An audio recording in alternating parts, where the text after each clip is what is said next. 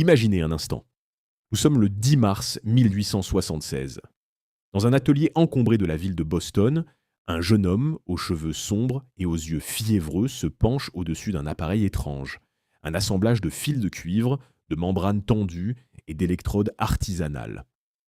Son assistant, Thomas Watson, se trouve dans la pièce voisine, l'oreille collée contre un récepteur rudimentaire. Soudain, une catastrophe mineure. Le jeune inventeur renverse de l'acide sulfurique sur ses vêtements. La brûlure est immédiate, la panique est réelle. Et sans réfléchir, instinctivement, il parle dans son appareil. Monsieur Watson, come here. I want to see you. Watson bondit de sa chaise. Il avait entendu. Pas un craquement, pas un sifflement parasite, une voix humaine, claire, reconnaissable, transmise à travers un fil électrique. Pour la première fois dans l'histoire de l'humanité, la voix venait de voyager. Cet homme, c'est Alexander Graham Bell. Et cette phrase, prononcée par accident, dans un moment de panique ordinaire, allait changer le cours de la civilisation. Mais voilà ce que l'histoire officielle oublie de vous dire. La voix qui traversa ce fil ce soir-là n'était pas celle d'un ingénieur obsédé par les circuits électriques. C'était la voix d'un homme qui avait grandi dans une maison silencieuse, auprès d'une mère qui n'entendait plus. La voix d'un fils qui avait passé son enfance à trouver des façons de se faire comprendre d'une femme coupée du monde des sons. La voix d'un être profondément humain, hanté par les barrières invisibles qui séparent les gens les uns des autres. Le téléphone n'était pas une invention froide, née d'une équation ou d'un laboratoire aseptisé. C'était le cri du cœur d'un enfant qui avait regardé sa mère sombrer dans le silence et qui avait décidé que jamais, au grand jamais, personne ne devrait être condamné à l'isolement. Aujourd'hui, je vais vous raconter cette histoire dans toute sa profondeur. Une histoire de famille, de deuil et d'amour. Une histoire de génie, bien sûr, mais surtout une histoire humaine, avec ses trahisons, ses obsessions, ses échecs et ses triomphes inattendus. Une histoire qui commence non pas à Boston en 1876, mais dans les rues brumeuses d'Édimbourg, en Écosse, le 3 mars 1847. Édimbourg, au milieu du XIXe siècle, est une ville à deux visages. Il y a la vieille ville, médiévale et labyrinthique, avec ses ruelles sombres appelées closes, ces immeubles qui montent vers le ciel comme des falaises de pierre, ces odeurs de suie et de bière. Et puis, il y a la ville neuve, rationnelle et géométrique, construite à la gloire des lumières écossaises. Larges avenues, terrasses georgiennes élégantes, jardins ordonnés, tout disant que l'humanité peut, si elle le veut, imposer l'ordre au chaos. C'est dans la ville neuve, au 16 South Charlotte Street, qu'Alexander Bell voit le jour. Et dès sa naissance, il entre dans un univers où le son n'est pas un phénomène naturel parmi d'autres. C'est une matière d'étude, d'obsession, de vocation familiale. Car les Bell ne sont pas une famille ordinaire. Ce sont des artisans de la parole humaine, des architectes du son, des thérapeutes du langage depuis au moins 2 générations. Le grand-père d'Alexander, qui porte le même prénom, est l'un des élocutionnistes les plus respectés d'Édimbourg. Fils d'un simple cordonnier, il s'est hissé par son seul mérite au rang des professeurs que fréquentent les familles aristocratiques. Il a développé des méthodes révolutionnaires pour corriger les défauts d'élocution, zozotement, bégaiement, accent jugé inapproprié par la haute société victorienne, et ses services sont très demandés. Mais c'est le père d'Alexander, Melville Bell, qui va vraiment façonner le destin du futur inventeur. Melville est un homme possédé par une fascination presque scientifique pour la voix humaine. Pendant des heures, il étudie les mouvements précis des lèvres, de la langue et du larynx qui produisent chaque son. Il est en train de développer quelque chose qu'il appelle le visible speech, un système d'écriture universel capable de représenter n'importe quel son produit par la bouche humaine, quelle que soit la langue, quelle que soit la culture. Là où d'autres pères racontaient des histoires à leurs enfants le soir avant de dormir, Melville Bell démontrait comment les cordes vocales vibrent pour produire différentes hauteurs de son. Là où d'autres familles dînaient en parlant de la pluie et du beau temps, les Bell analysaient les phonèmes. La maison au 16 South Charlotte Street était un laboratoire vivant où la communication humaine était disséquée avec la précision d'un chirurgien. Pour le jeune Alexander, que sa famille avait appelé simplement Alec, ce mode de vie n'avait rien d'étrange. C'était simplement la façon dont le monde fonctionnait. Le son avait une forme, la voix avait une structure, la parole pouvait être décomposée en ses éléments constitutifs comme une machine. Mais dans cette maison de la science et du langage, il y avait aussi une ombre. Et cette ombre, c'était la mère d'Alec. Eliza Grace Simmons Bell était une femme d'une intelligence et d'une sensibilité remarquables. Portraitiste de talent, elle avait apporté dans ce foyer scientifique une dimension artistique qui tempérait l'approche analytique de son mari. Elle jouait du piano avec délicatesse, elle aimait la poésie, elle regardait le monde avec des yeux d'artiste. Mais Elisa portait un secret terrible qui allait profondément marquer la vie de son fils. Elle perdait l'ouïe. Ce n'était pas une surdité soudaine, comme celle qui résulte d'une maladie ou d'un accident. C'était une perte progressive et inexorable, une surdité qui volait les sons un par un, comme un voleur patient qui revient chaque nuit. D'abord, les chuchotements devinrent inaudibles. Puis les conversations normales se transformèrent en murmures indistincts. Enfin, même les sons les plus forts devenaient flous, déformés, comme entendus à travers plusieurs murs. Alec avait 4, 5, 6 ans quand il commença à percevoir le changement. Sa mère lui demandait de répéter ce qu'il venait de dire. Elle se penchait pour lire sur les lèvres. Elle fronçait les sourcils quand quelqu'un parlait depuis une autre pièce. Et peu à peu, l'enfant comprit que sa mère habitait un monde différent du sien, un monde qui devenait de plus en plus silencieux. Ce que fit alors le petit Alec est à la fois simple et bouleversant. Il inventa sa propre façon de communiquer avec elle. Il apprit à placer ses lèvres tout près du front de sa mère pour que les vibrations de sa voix se transmettent à travers les os de son crâne jusqu'à l'oreille interne. Il parla contre sa peau, plutôt que dans l'air. Il découvrit instinctivement ce que les scientifiques appelleraient des décennies plus tard la conduction osseuse, la capacité du son à voyager non pas par les voies aériennes, mais directement à travers les structures solides du corps. Et dans ce geste quotidien et intime, coller ses lèvres au front de sa mère pour qu'elle entende sa voix, se trouve peut-être le vrai germe du téléphone. Car ce qu'Alec apprenait chaque jour, c'était que le son peut voyager autrement, que la communication peut trouver des chemins alternatifs, que les barrières ne sont jamais absolues. Un enfant ordinaire aurait peut-être accepté la situation comme une fatalité. Alec Bell, lui, commença très tôt à chercher des solutions. Alexander était le deuxième des 3 fils Bell. Son frère aîné s'appelait Melville James, que tout le monde appelait Melly, un garçon robuste, sociable, doté d'une intelligence pratique qui faisait l'admiration de ses parents. Son frère cadet s'appelait Edward Charles, dit Ted, le plus délicat des 3, le plus sensible, celui qui semblait porter en lui une fragilité que ses frères ne partageaient pas. La dynamique entre ces 3 garçons était complexe et riche. Melly était le leader naturel, celui qui organisait les jeux, qui riait le plus fort, qui attirait les amis. Alec était le rêveur, souvent perdu dans ses pensées, toujours en train d'observer, de toucher, d'expérimenter. Et Ted était l'âme de la fratrie, doux, attentif, aimant d'une façon qui touchait tout le monde autour de lui. Dans leur enfance, les 3 frères formaient un monde à eux seuls.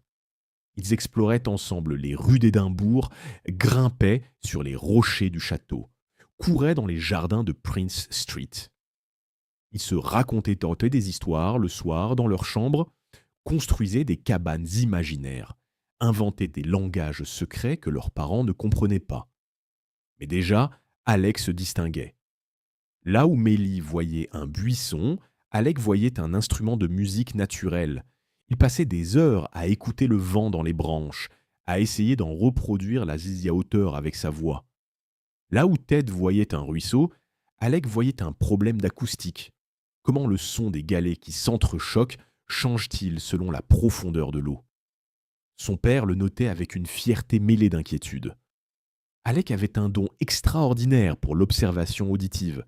Il pouvait identifier les oiseaux à leur chant dans obscurité complète. Il pouvait distinguer les différentes façons dont les passants marchaient sur les pavés. Le pas lourd du commerçant chargé de marchandises, le pas précipité du messager, le pas hésitant de l'homme qui ne connaît pas encore la ville. Il entendait dans les voix des choses que les autres n'entendaient pas. La fatigue, la tristesse cachée, la joie feinte. Sa mère, qui avait perdu peu à peu cet accès direct au monde sonore, regardait son fils avec un mélange d'émerveillement et de mélancolie. Il entendait pour elle. Il était ses oreilles dans ce monde qui se taisait. À l'école, la Royal High School d'Édimbourg, l'une des plus anciennes et des plus prestigieuses d'Écosse, Alec n'était pas un élève modèle au sens conventionnel du terme. Ses professeurs se plaignaient qu'il regardait par la fenêtre au lieu de suivre les leçons, qu'il semblait écouter des sons que personne d'autre ne percevait, qu'il était distrait, rêveur, peu attentif aux matières qui ne l'intéressaient pas. Ce qu'il ne comprenait pas, c'est qu'il conduisait sa propre éducation, une éducation en acoustique, en phonétique, en mécanique du vivant, qui n'existait dans aucun manuel scolaire de l'époque. Pendant que ses camarades apprenaient par cœur des dates historiques, Alec essayait de comprendre pourquoi une voix humaine porte différemment dans un couloir que dans une cour ouverte. Pendant qu'il récitait des poèmes latins, il tentait de démêler les lois physiques qui gouvernèrent la transmission des vibrations dans l'air. Il avait 9 ans quand il fit sa première grande expérience scientifique. En tout cas, la première dont il se souvint et dont il parla plus tard. Avec son ami Ben Herdman, fils d'un meunier de la région, il passait du temps dans le moulin de la famille Herdman. Ce jour-là, le père de Ben se plaignit devant les 2 enfants de la fastidieuse nécessité de décortiquer manuellement le grain. Retirer les enveloppes de blé avant la mouture était un travail épuisant et répétitif. La plupart des enfants auraient oublié cette remarque en quelques minutes. Alec, lui, en fit une obsession. Pendant des jours, il étudia attentivement les grains de blé, comment les enveloppes adhéraient aux grains, selon quel angle elles pouvaient être séparées, quelle force était nécessaire. Il expérimenta avec différents outils. Il construisit des maquettes. Et finalement, avec l'aide de Mélie, il conçut un dispositif simple mais efficace. Des palettes rotatives avec des surfaces rugueuses qui retiraient dans les enveloppes par friction mécanique sans abîmer le grain. Le père Herdman fut stupéfait. Il utilisa leur dispositif dans son moulin pendant plusieurs années. Mais pour Alec, la vraie révélation n'était pas dans le succès de l'invention, c'était dans le processus lui-même. Il avait identifié un problème, il l'avait analysé, il avait expérimenté, et il avait créé quelque chose qui n'existait pas auparavant. L'idée abstraite était devenue réalité physique. La sensation était enivrante. Et il en voulait encore. Ses parents observaient tout cela avec des sentiments mélangés. Melville Bell était fier de son fils. Comment ne pas l'être? Mais inquiet aussi. L'intensité d'Alex semblait parfois trop grande pour un enfant de cet âge. Il y avait quelque chose dans ses yeux, une urgence presque douloureuse, comme s'il était constamment en train de rattraper un retard imaginaire. C'est à 11 ans qu'Alec fit un geste qui révèle beaucoup de son caractère profond. Il était fatigué de partager un prénom avec son père et son grand-père. Il voulait sa propre identité, son propre nom, quelque chose qui lui appartiendrait à lui seul. Il choisit le prénom Graham, en hommage à Alexander Graham, un ami de la famille que son père admirait particulièrement. À partir de ce jour, il fut Alexander Graham Bell. Ce n'était pas un caprice d'enfant, c'était une déclaration d'indépendance. Un jeune homme qui, à 11 ans, décidait déjà qu'il allait se forger sa propre destinée. Et pendant que Graham construisait son identité, quelque chose de sombre se préparait dans la famille. Le 19e siècle, il faut le dire, est une époque impitoyable pour la santé. La tuberculose qu'on appelait alors la consomption ou la phthisie, est l'une des maladies les plus meurtrières d'Europe. Elle frappe sans distinction de classe sociale, bien qu'elle prospère particulièrement dans les milieux populaires entassés dans des appartements humides et mal aérés. Elle frappe les jeunes de préférence aux vieux. Et elle frappe lentement, cruellement, en volant d'abord les forces, puis le souffle, puis la vie elle-même. Dans la famille Bell, c'est Ted qui en fut atteint. La maladie se manifesta progressivement, comme elle le fait toujours. D'abord des quintes de toux que tout le monde attribuait à un simple refroidissement, puis une fatigue persistante qu'on mettait sur le compte des caprices d'un enfant fragile, puis un amaigrissement qui ne trompait plus personne. Graham avait peut-être 12 ou 13 ans quand il commença à comprendre que son frère cadet était vraiment malade. Il voyait le regard de ses parents, cette façon qu'ils avaient de sourire un peu trop fort quand Ted entrait dans la pièce, comme pour lui offrir de la normalité en cadeau. Il voyait les consultations médicales qui se multipliaient. Il voyait Ted rester de plus en plus souvent au lit pendant que lui et Melly continuaient à explorer le monde. Et il passa des heures à son chevet. Des heures à lui lire à voix haute, des histoires d'aventure, des poèmes, des articles scientifiques de la bibliothèque de leur père. Il lui apportait ses dernières expériences, lui expliquait ses découvertes. Il essayait, à sa façon, de faire entrer le monde dans la chambre de son frère. Ted mourut à 18 ans. Graham en avait 15. Le deuil qui s'abattit sur la famille Tibel fut dévastateur. Mais pour Graham, il portait une dimension supplémentaire que ses parents et Melly ne percevaient peut-être pas pleinement. Il commença à croire, de façon irrationnelle, mais avec une conviction profonde, que sa santé robuste et ses capacités intellectuelles extraordinaires lui avaient été données au détriment de la vie de son frère, que la nature avait été injuste dans sa répartition des dons et de la vigueur. Ce sentiment, qu'on appelle aujourd'hui la culpabilité du survivant, allait le hanter toute sa vie. Il se manifesterait comme un moteur intérieur impitoyable, une conviction que réussir pour un seul n'était pas suffisant, qu'il fallait accomplir assez pour deux. Pour lui et pour Ted, qui n'aurait jamais la chance de découvrir ce dont il était capable. La mort de Ted renforça aussi, de manière indélébile, une obsession que l'exemple de sa mère avait déjà éveillée en lui, la hantise de l'isolement. Ted était mort, en devenant progressivement plus seul, ses forces l'abandonnant, ses mouvements se réduisant, son univers se rétrécissant à la taille d'une chambre, puis d'un lit. Graham avait regardé son frère se couper du monde, et il avait ressenti cette séparation comme une violence. Il décida alors, de façon presque inconsciente, que son travail dans ce monde serait de briser ces isolements. Que qu'il arrive, il trouverait des façons de connecter les gens qui étaient séparés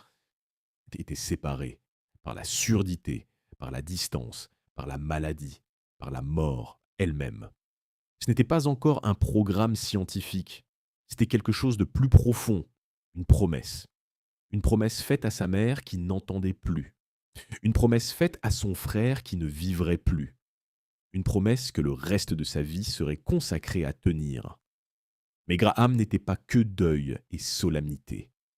Dans les années qui suivirent, malgré la tristesse qui planait sur la maison des Bell, il y avait aussi une énergie débordante, une joie de vivre intellectuelle qui transparaissait dans tout ce qu'il faisait. Sa chambre s'était transformée en laboratoire. Les murs disparaissaient derrière des étagères chargées de bocaux, de fils de cuivre, de membranes tendues, de diapasons, de petits moteurs artisanaux. Son père lui avait alloué un coin de son bureau pour travailler, et Graham l'envahissait peu à peu avec ses expériences de plus en plus ambitieuses. L'un de ses projets les plus fascinants de cette période fut la construction avec Melly d'un crâne parlant. Ouais, vous avez bien entendu. Un crâne artificiel capable de produire des sons ressemblant à la voix humaine. Les deux frères s'appuyèrent sur les travaux de leur père concernant les mécanismes de la parole. Melville Bell avait cartographié avec précision les mouvements de chaque muscle impliqué dans la production des sons. Graham et Melly décidèrent de recréer ces mécanismes en miniature, Un crâne en bois avec une mâchoire articulée, un palais en caoutchouc, une langue mécanique et un soufflet pour simuler les poumons. Le résultat était imparfait. Le crâne produisait des sons rauques et étranges, loin de la fluidité de la voix humaine. Mais le projet en lui-même était d'une sophistication remarquable pour des adolescents. Graham y apprenait quelque chose d'essentiel. La voix humaine n'est pas un mystère insondable. C'est un mécanisme complexe, certes, mais un mécanisme. Et donc quelque chose qui peut être compris, reproduit et peut être transmis. Son père, impressionné par leur travail, leur montra d'autres expériences causées avec le visible speech. Ce système que Melville développait depuis des années était en train de devenir de plus en plus sophistiqué, capable de représenter non seulement tous les sons des langues européennes, mais aussi des sons qui n'existaient dans aucune langue connue. Un alphabet universel de la voix humaine. Melville emmenait parfois Graham avec lui quand il travaillait avec des élèves sourds. Et c'est là que Graham vit quelque chose qui le toucha profondément et durablement. Les élèves sourds apprenaient à parler en regardant les symboles du visible speech.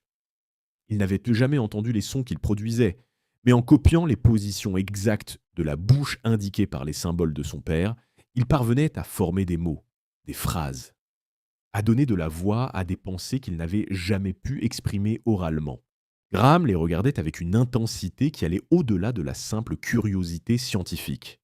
Il voyait dans ses élèves le prolongement de sa mère, de Ted, de tous ceux qui avaient été privés d'une communication pleine et entière.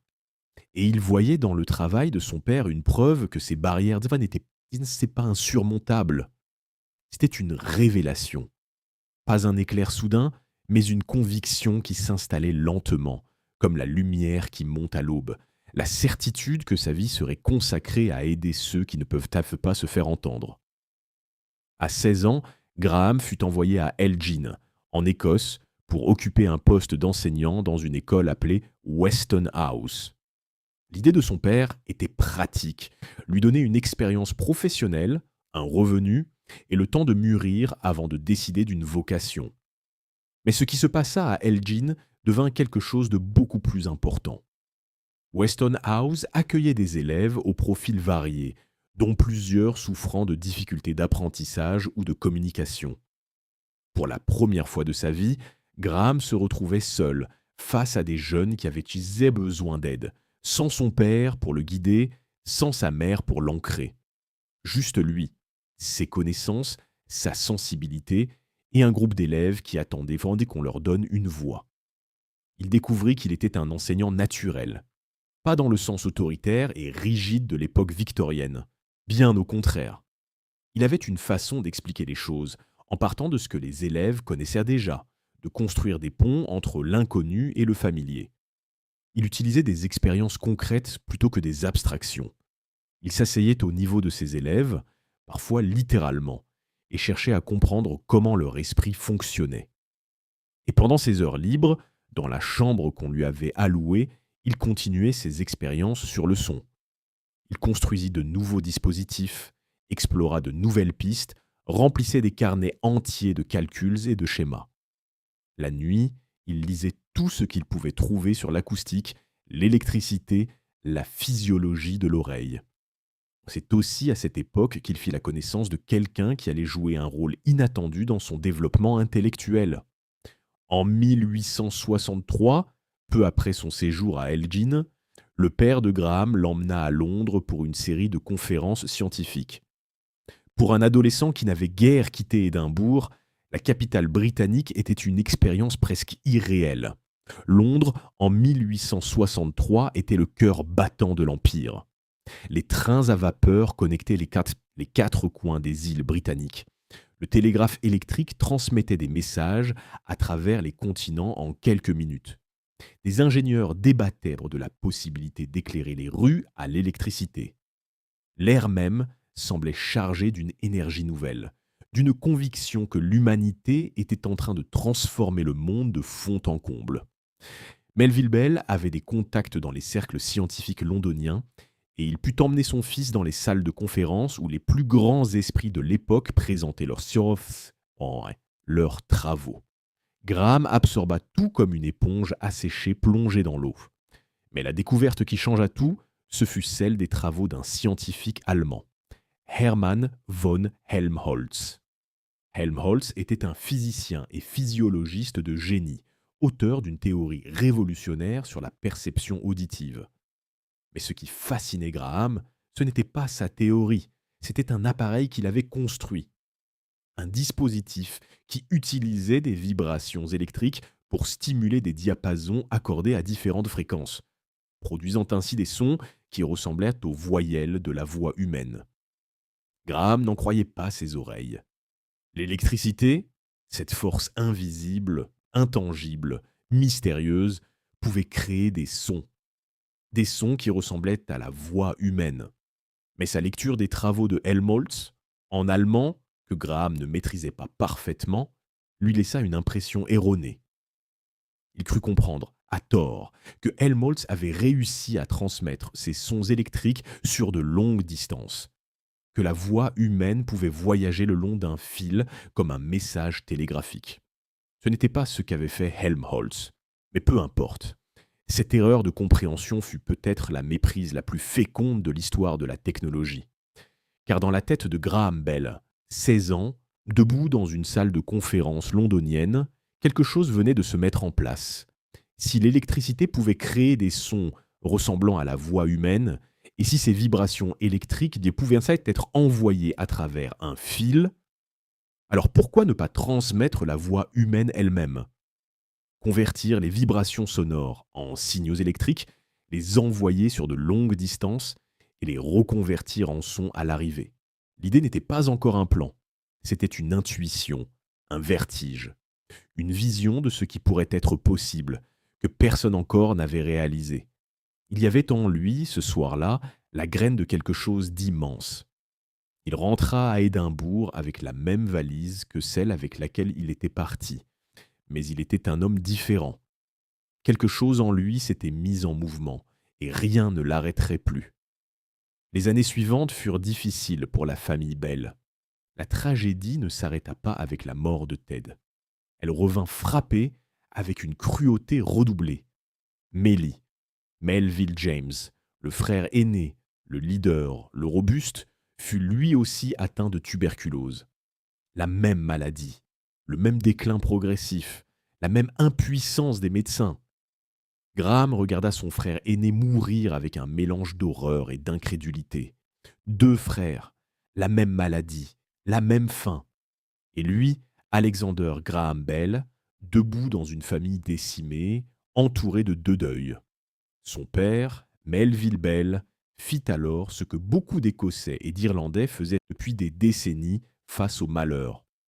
Il regarda vers l'ouest, vers le Nouveau Monde, vers le Canada. En 1870, les Bell quittèrent l'Écosse et s'installèrent à Brantford, en Ontario, une petite ville tranquille au bord de la rivière Grand. C'était un nouveau départ dans tous les sens du terme. Un nouveau pays, un nouveau paysage, un nouveau climat, un nouveau horizon. Pour la santé fragile d'Alexander, l'air canadien semblait miraculeux. Les médecins lui avaient dit que ses propres poumons montraient sans des signes de faiblesse, peut-être le début du même mal qui avait emporté ses frères. En Ontario, au grand air, son état s'améliora rapidement et durablement. Il reprit des forces, il regagna de l'énergie, et surtout, il recommença à inventer. La maison à Brantford, une belle propriété que son père acheta et qu'ils appelèrent Melville House, devint un nouveau laboratoire. Graham aménagea un espace de travail dans les combles, y installa ses outils, ses instruments, ses carnets. Les soirées canadiennes, longues et silencieuses, avec leurs ciels étoilés d'une clarté que les villes industrielles d'Écosse ne permettaient jamais, devinrent son terrain de réflexion. C'est là, dans les collines d'Ontario, qu'il commença à formaliser ses idées sur ce qu'il appelait le télégraphe harmonique. Son intuition, née de cette méprise productive devant les travaux de Helmholtz, prenait peu à peu la forme d'un concept plus précis. Le problème central du télégraphe de l'époque, c'est qu'un seul fil ne pouvait transmettre qu'un seul message à la fois. Graham Bell se demandait si l'on pouvait envoyer plusieurs messages simultanément sur le même fil en utilisant différentes fréquences électriques, comme plusieurs notes de musique jouées en même temps sur une même corde de piano. Si chaque note pouvait être identifiée séparément à la réception, alors on aurait un télégraphe harmonique capable d'une capacité bien supérieure. C'était déjà une idée brillante, mais dans le fond de son esprit, quelque chose de plus radical attendait encore. En 1871, à 24 ans, Graham Bell reçut une invitation qui allait changer définitivement la direction de sa vie. L'école des muets sourds de Boston, le Boston School for Deaf Mutes, lui proposait de venir enseigner le système Visible Speech de son père. Quelqu'un avait entendu parler de ses talents d'enseignant, de ses compétences avec les élèves sourds. Il accepta et prit le train pour Boston. Boston, en 1871, était l'une des villes intellectuellement les plus vives d'Amérique. Harvard et le MIT avaient ainsi fait de la région un pôle d'innovation unique. Des industriels ambitieux, des scientifiques d'aller de premier plan, des réformateurs sociaux en quête de nouvelles idées, tous se retrouvaient dans les salons et les clubs de cette ville fière de sa culture. Pour Graham Bell, Boston fut une révélation. Et Boston allait lui offrir quelque chose d'encore plus précieux qu'un poste d'enseignant. Il allait lui offrir deux personnes qui changeraient de sa vie à jamais. À l'école des muets sourds de Boston, Graham Bell fut immédiatement frappé par la qualité des élèves qu'il rencontrait. Contrairement aux idées reçues de l'époque, qui voulaient que la surdité soit souvent associée à une limitation intellectuelle, les jeunes hommes et femmes qu'il avait devant lui étaient vifs, curieux, désireux d'apprendre. Ils n'étaient pas limités par leur incapacité à entendre, ils étaient limités par le manque de moyens pour se faire comprendre. Graham enseignait avec passion. Il utilisait le visible speech comme d'autres utilisent une clé, pour ouvrir des portes. Il apprenait à ses élèves à placer leur langue, leurs lèvres, leur mâchoire exactement là où les symboles de son père l'indiquaient. Et peu à peu, des sons sortaient, imparfaits d'abord, maladroits, puis de plus en plus proches de la parole normale. Pour certains élèves, c'était la première fois de leur vie qu'ils entendirent leur propre voix produire quelque chose d'intelligible. La réaction, souvent, était des larmes de stupéfaction et de joie. Sa réputation se répandit rapidement. Des familles de toute la Nouvelle-Angleterre commencèrent à lui envoyer leurs enfants sourds pour des cours particuliers. L'un de ses élèves s'appelait George Saunders, un petit garçon de 5 ans, sourd de naissance, dont le père était un homme d'affaires prospère nommé Thomas Sanders. L'autre s'appelait Mabel Hubbard. Mabel Hubbard avait 15 ans quand elle rencontra Alexander Graham Bell pour la première fois. Elle avait perdu l'ouïe à l'âge de 5 ans à la suite d'une scarlatine, une fièvre qui avait détruit les structures délicates de son oreille interne. Elle avait grandi dans une famille aisée, cultivée, déterminée à ce que sa surdité ne soit pas une barrière à sa pleine participation à la vie sociale et intellectuelle. Son père, Gardiner Green Hubbard, était un avocat et homme d'affaires ambitieux qui avait fondé l'école Clark pour les sourds dans le Massachusetts. C'était un homme d'une énergie remarquable et d'une conviction profonde que les personnes sourdes pouvaient et devaient apprendre à parler et à vivre dans la société entendante. Position qui était loin d'être universellement acceptée à l'époque. Quand Mabel commença ses leçons avec Bell, il avait 26 ans. Elle en avait 15.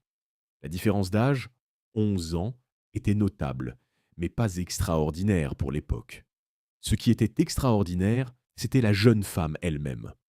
Mabel Hubbard avait une intelligence vive et une personnalité déterminée qui impressionnèrent immédiatement Bell. Contrairement à beaucoup de ses condisciples, elle avait refusé de se laisser définir par sa surdité. Elle lisait sur les lèvres avec une précision remarquable. Elle s'exprimait oralement avec une clarté que peu d'entendants auraient pu soupçonner chez une personne sourde. Elle avait voyagé en Europe, parlait plusieurs langues, s'intéressait à la musique, à la littérature, à la politique. Bell ne tomba pas amoureux d'elle immédiatement, ou du moins, il refusa de se l'admettre. elle était sa jeune élève. Il était son professeur. Les limites étaient claires, mais quelque chose se passait dans cet espace entre eux. Une compréhension mutuelle, une admiration réciproque, une façon qu'avait Mabel de poser des questions qui forçaient Belle à préciser sa pensée d'une façon que personne d'autre n'avait jamais réussi à faire. Il continua à enseigner et à inventer. Les deux activités se nourrissaient l'une l'autre de façon de plus en plus intense. Thomas Sanders, le père de son élève George, fut le premier à prendre conscience du génie brut de Bell. Il proposa de le soutenir financièrement dans ses recherches, non par pure philanthropie, mais parce qu'il avait compris que les inventions de Bell pouvaient valoir une fortune. Un accord informel fut conclu. Sanders financerait les expériences de Bell en échange d'une part des éventuels bénéfices futurs. Gardiner Hubbard, le père de Mabel, fit de même, avec une motivation supplémentaire. Il était convaincu que le télégraphe électrique représentait l'infrastructure de communication de l'avenir, et que quiconque réussirait à améliorer ses capacités deviendrait l'homme le plus influent d'Amérique. Hubbard croyait que Bell était cet homme. Alexander Graham Bell se retrouvait ainsi soutenu par deux hommes d'affaires ambitieux, dotés de ressources suffisantes pour travailler à plein temps sur ses inventions et partager entre deux passions: l'enseignement aux sourds, qui lui tenait au cœur, et la recherche scientifique, qui lui prenait de plus en plus de temps. Mais l'invention qui allait tout changer n'était pas encore née. Elle attendait, dans un atelier de la rue Court à Boston, les mains d'un technicien de génie que Bell n'avait pas encore rencontré. Charles Williams Jr. tenait l'atelier le plus réputé de Boston pour tout ce qui touchait à l'électricité et à l'électromécanique. C'était là que les inventeurs, les ingénieurs et les bricoleurs de génie venaient en faire fabriquer leurs prototypes. Et c'est là qu'Alexander Graham Bell rencontra Thomas Watson. Thomas Watson avait 20 ans quand il fit la connaissance de Bell. C'était un jeune mécanicien autodidacte d'une habileté manuelle extraordinaire, passionné par les mécanismes électriques, curieux de toutes les nouvelles idées et doté d'une patience et d'une persévérance que Bell, avec son tempérament plus impétueux, n'aurait jamais pu trouver en lui-même. La complémentarité entre les deux hommes était presque parfaite. Bell avait les idées, la vision, la connaissance théorique du son et de la voix. Watson avait les mains, la rigueur technique, la capacité de transformer les croquis de Bell en objets réels qui pouvaient être testés, modifiés, améliorés. Ils commencèrent à travailler ensemble sur le télégraphe harmonique. Les journées dans l'atelier de la rue Court étaient longues, mais parfois 15, 16 heures de travail continu, interrompues de lucha seulement par des repas rapides et des discussions sans fin sur les principes physiques en jeu. Watson se souviendrait plus tard de cette période comme de la plus intense et de la plus excitante de sa vie. Bell dormait peu. Il rentrait à son appartement en fin de nuit, remplissait encore quelques pages de carnet, s'endormait quelques heures et retournait à l'atelier avant l'aube. Son enthousiasme était contagieux. Watson, que rien n'obligeait à travailler d'aussi longues heures, s'y trouvait pourtant régulièrement à minuit, parce que l'atmosphère de l'atelier de Bell était simplement trop stimulante pour qu'il s'en aille. C'est pendant l'été 1874, lors d'une visite à ses parents à Brantford, que Bell eut ce qu'on pourrait appeler une vision de clarté. Il se souvint lui-même de ce moment des années plus tard. Assis dans un vieux fauteuil dans la maison de ses parents, regardant le soleil se coucher sur la rivière Grand, il comprit soudainement, avec une certitude absolue, que son télégraphe harmonique n'était pas l'objectif final, que le vrai but, l'objectif qui avait toujours été là, depuis les expériences de sa chambre d'adolescent, depuis les leçons à ses élèves sourds, depuis les nuits à parler dans l'oreille de sa mère, était la transmission de la voix humaine elle-même. Pas des signaux morses, pas des notes musicales encodées. La voix humaine, avec toutes ses nuances, ses émotions, ses imperfections magnifiques. Il rentra à Boston avec une nouvelle urgence. Il modifia ses expériences. Il changea la direction de ses recherches. Watson et lui commencèrent à travailler sur quelque chose de radicalement nouveau. Un dispositif capable de transformer les vibrations de l'air causées par la voix humaine en variations de courant électrique, de transmettre ces variations le long d'un fil et de les reconvertir en vibrations à l'autre extrémité. Le concept était simple à énoncer. Le réaliser était infiniment plus difficile. Il y eut des centaines d'expériences, des centaines d'échecs, des membranes qui ne vibraient pas correctement, des circuits qui créaient trop de parasites, des aimants dont le champ magnétique était insuffisant, des joints mal étanches, des connexions qui lâchaient. Watson nota dans ses carnets que Bell, pendant cette période, alternait entre des phases d'exaltation intense, quand une expérience donnait des résultats prometteurs, et des moments de découragement sombre, quand la réalité physique semblait s'obstiner à refuser de se plier à sa vision. Mais il ne lâchait pas, ne pouvait pas lâcher. La promesse faite à sa mère, à Ted, à tous ceux qui étaient isolés par leur incapacité à communiquer, cette promesse était trop profondément gravée en lui. Et puis vinrent les batailles de brevets. Car Bell n'était pas seul à avoir eu l'idée. Le 14 février 1876 est l'une de ces journées qui, en apparence banale, contiennent un tournant de l'histoire du monde. Ce matin-là, 2 demandes de brevets furent déposées à l'Office des brevets américains à Washington, D.C., à quelques heures d'intervalle. L'une au nom d'Alexander Graham Bell, l'autre au nom d'un inventeur du nom d'Elisha Gray. Elisha Gray était loin d'être un inconnu. C'était un inventeur accompli, fondateur de la compagnie qui deviendrait plus tard Western Electric.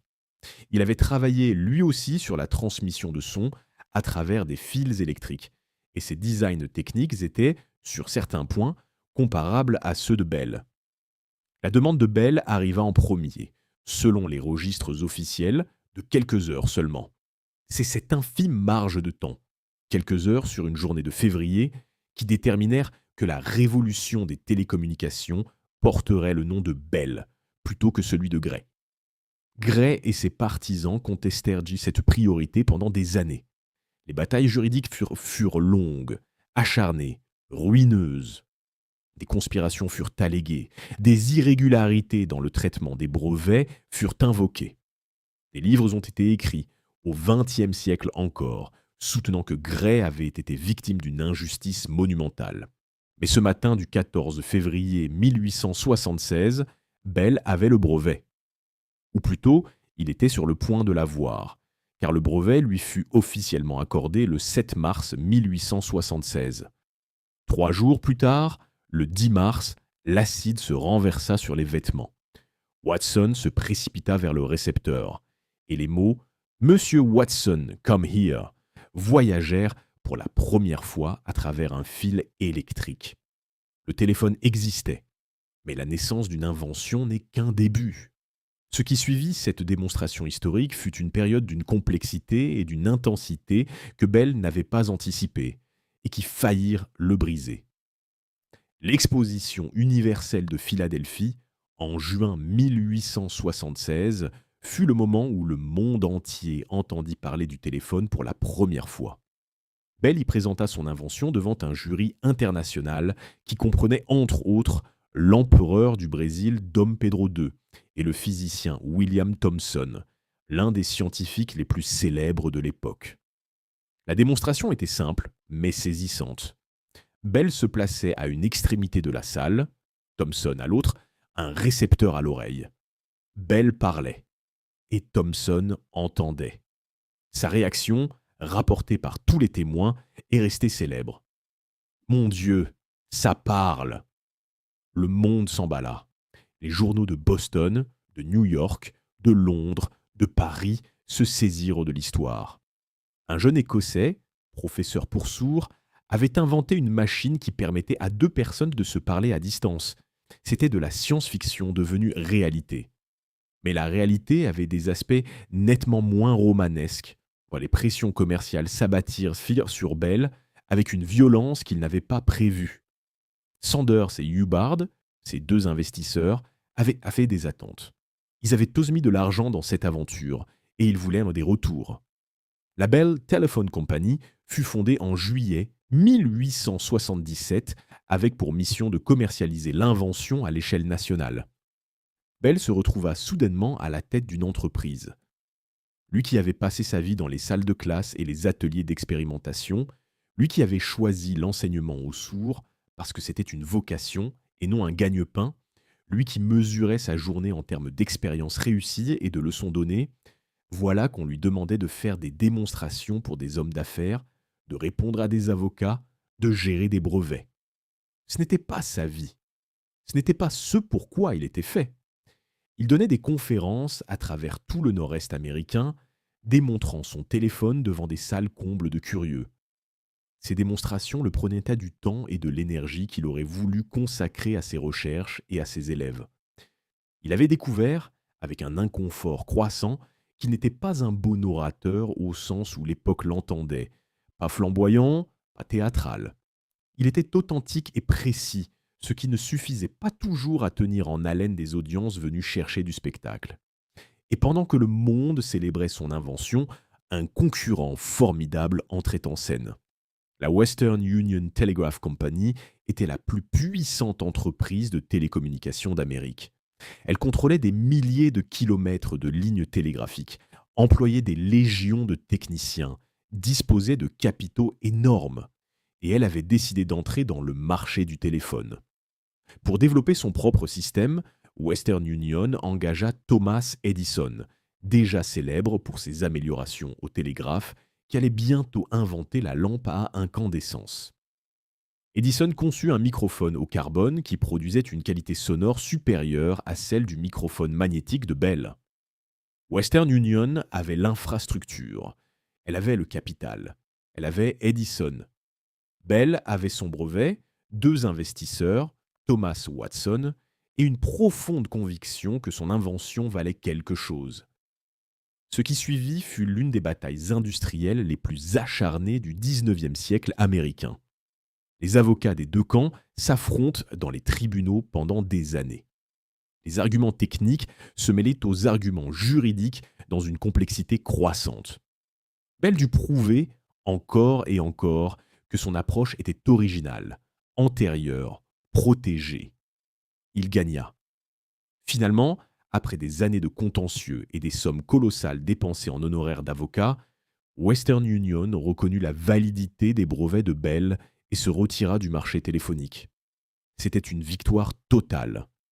La Bell Telephone Company, qui allait devenir AT&T, était sur la voie de devenir la plus grande entreprise privée de l'histoire américaine. Mais Bell, lui, était épuisé. Et surtout, il était devenu quelqu'un qu'il ne voulait pas être. Il écrivit à Mabel, qu'il avait épousée en juillet 1877, dans une cérémonie intime chez les Hubbard, des lettres déchirantes. Il lui disait qu'il se sentait comme un oiseau en cage, que les réunions d'affaires l'ennuyaient mortellement, que les discussions sur les brevets et les parts de marché lui semblaient le plus stérile des gaspillages de temps, que ce qu'il voulait, c'était retourner dans une salle de classe, travailler avec des enfants sourds, faire des expériences dans un atelier tranquille. Il tenait partiellement sa promesse, celle que Mabel lui avait demandé de faire comme condition de leur mariage. Car Mabel, qui avait grandi avec la surdité et qui avait bénéficié elle-même de l'enseignement de Bell, avait une conscience aiguë du risque que le succès commercial faisait peser sur sa vocation profonde. « Je t'épouserai », lui avait-elle dit.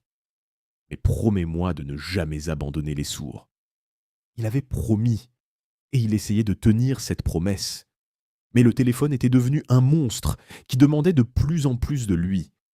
Parler de l'histoire d'amour entre Alexander Graham Bell et Mabel Hubbard sans tomber dans la sentimentalité facile est difficile, parce que c'est une histoire véritablement belle, et aussi plus complexe que les biographies officielles ne le donnent habituellement à entendre. Graham Bell tomba amoureux de Mabel alors qu'elle était encore sa jeune élève. Il combattit ce sentiment pendant 2 ans, convaincu que la différence d'âge et surtout le déséquilibre de leur relation, il était son professeur, elle était sa pupille, rendait toute déclaration impossible et irresponsable. Il écrivit à sa mère, à ses amis, à lui-même dans ses carnets des descriptions de Mabel qui révèlent à la profondeur de ses sentiments. Il admirait son intelligence. Il admirait sa façon de naviguer dans un monde qui lui était souvent hostile, un monde d'entendants qui parlait trop vite, qui oubliait de faire face à elle quand il s'adressait à elle, qui sous-estimait ses capacités parce qu'elle ne pouvait pas entendre. Il admirait son refus catégorique de se laisser définir par sa surdité. Et il était déchiré par une culpabilité supplémentaire. Mabel était la fille de Gardiner Hubbard, l'un de ses investisseurs. Si ses sentiments pour elle étaient certes connus, on pourrait croire qu'il y avait un calcul dans tout cela, qu'il cherchait à séduire la fille de son bailleur de fonds pour s'assurer un soutien financier à long terme. La réalité était exactement l'inverse. Bell était sincèrement amoureux, sincèrement tourmenté et sincèrement déterminé à ne jamais laisser ses sentiments contaminer la pureté de la relation pédagogique. Il finit par en parler à Gardiner Hubbard, directement, honnêtement, avec une franchise désarmante. Il lui dit qu'il était amoureux de Mabel, qu'il avait lutté contre ce sentiment et qu'il n'avait pas réussi à s'en débarrasser et qu'il demandait la permission de la courtiser, en sachant pleinement que Hubbard pourrait refuser et que ce refus serait parfaitement légitime. Hubbard, à sa grande surprise, ne refusa pas. Il demanda que cela reste entre eux jusqu'à ce que Mabel elle-même soit en âge de décider librement. Ce que Belle ne savait pas encore, c'est que les sentiments de Mabel pour lui étaient en train d'évoluer de leur côté. Elle l'avait d'abord regardé comme un professeur remarquable, puis comme un homme fascinant. Et maintenant, à 17 ans, comme quelqu'un dont elle percevait la présence différemment, avec une attention particulière, une conscience accrue. Ils se marièrent le 11 juillet 1877 dans la propriété des Hubbard à Cambridge. Mabel avait 19 ans.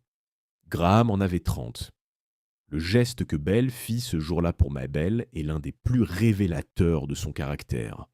Il lui offrit comme cadeau de mariage presque toutes ses actions dans la Bell Telephone Company, ne conservant pour lui que 10 parts. En 1877, ces actions valaient déjà une fortune considérable et leur valeur allait croître de façon exponentielle dans les décennies suivantes. C'était une façon de dire « Je ne veux pas de cette richesse pour moi-même. Ce que je veux, c'est toi. Et la preuve que ce que j'aime, ce n'est pas ce que l'invention m'a rapporté. » Mabel fut touchée. Elle fut aussi, caractéristiquement, un peu irritée. Elle aurait préféré qu'il les garde pour financer ses futures recherches plutôt que de lui faire un geste certes magnifique, mais un peu inconscient sur le plan pratique.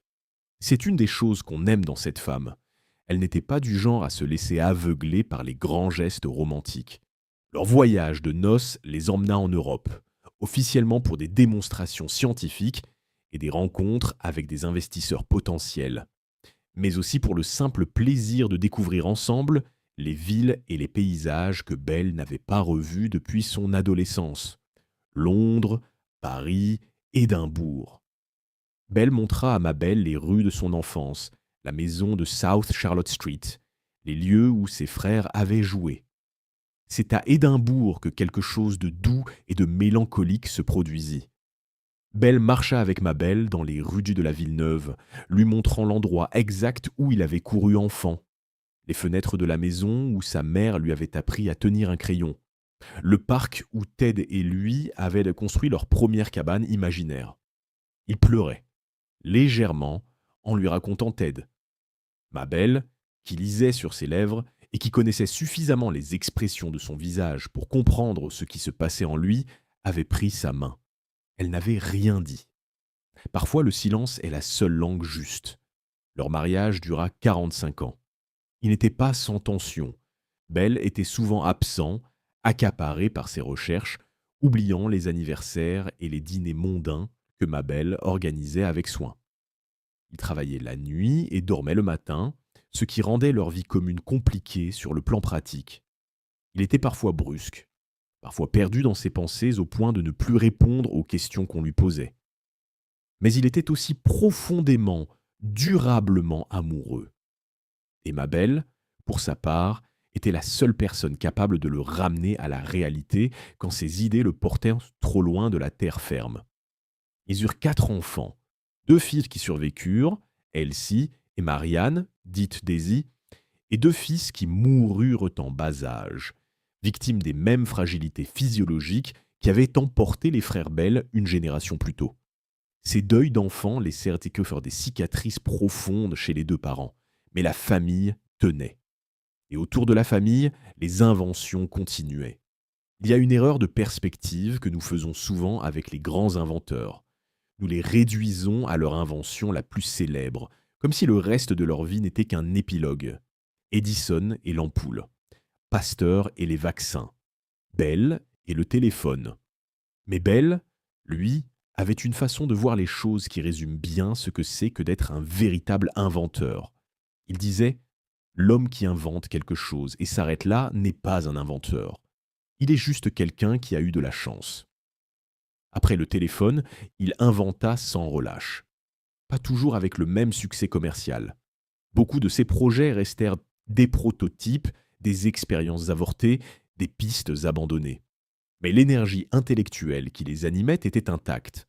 En 1881, quelques mois après l'assassinat du président James Garfield par un tireur fou, Bell conçut en quelques semaines un appareil qu'il appela le Metal Detector, un dispositif électromagnétique destiné à localiser la balle logée dans le corps du président blessé. Garfield ne mourut pas de sa blessure initiale. La balle l'avait atteint sans toucher les organes vitaux. Mais les médecins, incapables de la localiser, sondèrent à nouveau ses plaies avec des doigts non stérilisés, provoquant l'infection septique qui finit par le tuer. Bell fit venir son appareil à la Maison-Blanche et essaya de localiser la balle. L'appareil fonctionnait. Mais le problème était le matelas métallique sur lequel reposait Garfield. Les ressorts en acier créaient une interférence que le détecteur ne pouvait pas ignorer. La localisation resta impossible. Garfield mourut. Bell porta cette mort avec lui pendant longtemps, convaincu que si les médecins avaient à déplacer le président vers un autre lit, son appareil aurait fonctionné. La même année, Bell se pencha sur un problème qui avait fasciné son siècle, la transmission de son à travers la lumière plutôt qu'à travers un fil électrique. Il construisit ce qu'il appela le photophone, un dispositif qui modulait un faisceau de lumière selon les vibrations sonores et permettait ainsi de transmettre des conversations à distance sans aucun fil. Le photophone fonctionna. Lors d'une démonstration mémorable, Watson et Bell transmirent une conversation à travers la lumière du soleil sur une distance de 200 mètres. C'était la première transmission sans fil de l'histoire. Bell était convaincu que le photophone était plus important que le téléphone. L'avenir lui donnait partiellement raison. Les communications par fibre optique, qui révolutionnèrent les télécommunications mondiales au XXe siècle, reposent sur exactement le même principe que le photophone de Bell, avec un siècle de décalage. Mais en 1881, la technologie des matériaux n'était pas suffisamment avancée pour permettre une utilisation pratique du photophone. L'idée était géniale. L'implémentation était prématurée. Et Bell dut ranger son photophone sur une étagère en attendant un avenir qui viendrait trop tard pour lui. Il se tourna ensuite vers l'aviation. Non pas par hasard, mais parce qu'il avait une conviction profonde qui allait se révéler exacte, que le vol motorisé était réalisable si on résolvait le problème de la relation entre portance et puissance. Il étudia les oiseaux avec la même minutie qu'il avait appliquée à l'étude de la voix humaine.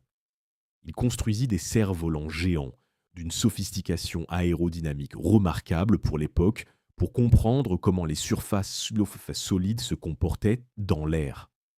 Ces cerfs-volants tétraédriques, construits selon d'une géométrie en pyramide qui optimisait la résistance structurelle avec un poids minimal, sont des objets d'une beauté presque mathématique.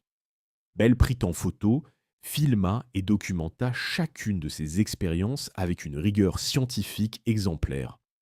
Il rencontra les frères Wright, Orville et Wilbur et partagea avec eux certaines de ses réflexions sur l'aérodynamique.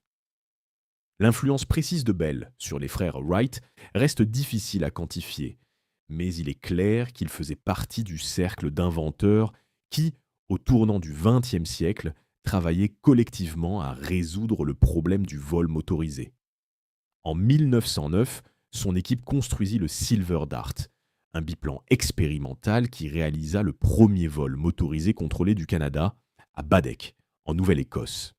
C'était 18 ans après que les Bell s'étaient installés sur l'île du Cap-Breton, attirés par la beauté spectaculaire du lac Bras-d'Or et la tranquillité qui permettait à Bell de travailler loin du tumulte de la vie commerciale.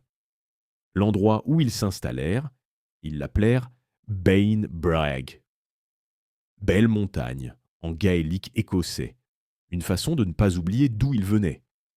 Et c'est là, sur ce promontoire au-dessus du lac, que Bell passa les 30 dernières années de sa vie, inventant, expérimentant, élevant des moutons à race expérimentale, construisant des hydravions et regardant le soleil se coucher sur des eaux dont la paix contrastait avec l'agitation de sa longue vie.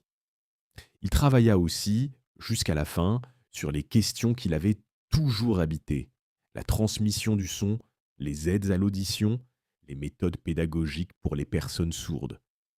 Il ne lâcha jamais cette vocation première, et il continua d'enseigner. Il y a une dimension de la vie d'Alexander Graham Bell qui reste jusqu'aujourd'hui profondément controversée au sein de la communauté des sourds. Une blessure qui n'est pas entièrement cicatrisée et qu'il serait malhonnête d'ignorer.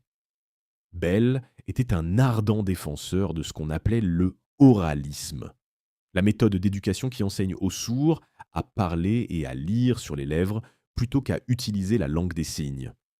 Il croyait fermement que l'intégration des sourds dans la société entendante était possible et souhaitable, et que pour y parvenir, il fallait développer les capacités orales. Cette conviction n'était pas sans générosité. Bell avait vu ses élèves sourds s'épanouir quand ils apprenaient à parler. Il avait vu l'isolement reculer quand la communication devenait possible. Il voulait pour tous les sourds ce qu'il avait pu offrir à certains. Mais sa position prit une dimension plus sombre quand il s'opposa avec véhémence au développement de la langue des signes comme système d'éducation officiel. Il alla jusqu'à témoigner devant le Congrès américain contre les méthodes signées et il alimenta une controverse pédagogique qui divisa profondément la communauté des sourds pendant des décennies. Ce qui rendait sa position encore plus problématique était son soutien à des idées eugénistes, la théorie répandue à son époque et que nous jugeons aujourd'hui avec raison comme radicalement inacceptable, selon laquelle il faudrait décourager les mariages entre sourds pour éviter la propagation de la surdité. Bell n'était pas seul dans ses positions. Elle reflétait des préjugés largement partagés dans la société de son temps. Mais il était influent, et son influence fut utilisée dans un sens qui causa de vraies souffrances. Les sourds qui utilisaient la langue des signes comme leur première langue, une langue complète, complexe, capable d'exprimer toutes les nuances de la pensée humaine, comme le prouvèrent des décennies plus tard les linguistes, virent dans l'oralisme de Bell une forme de violence culturelle. Une tentative de les effacer en tant que communauté pour les fondre dans la normalité entendante. Il y a une ironie tragique dans le fait que l'homme qui avait dédié sa vie à aider les sourds soit aujourd'hui une figure profondément ambivalente dans la culture sourde américaine. Il y a des communautés sourdes où son nom est prononcé avec colère plutôt qu'avec gratitude.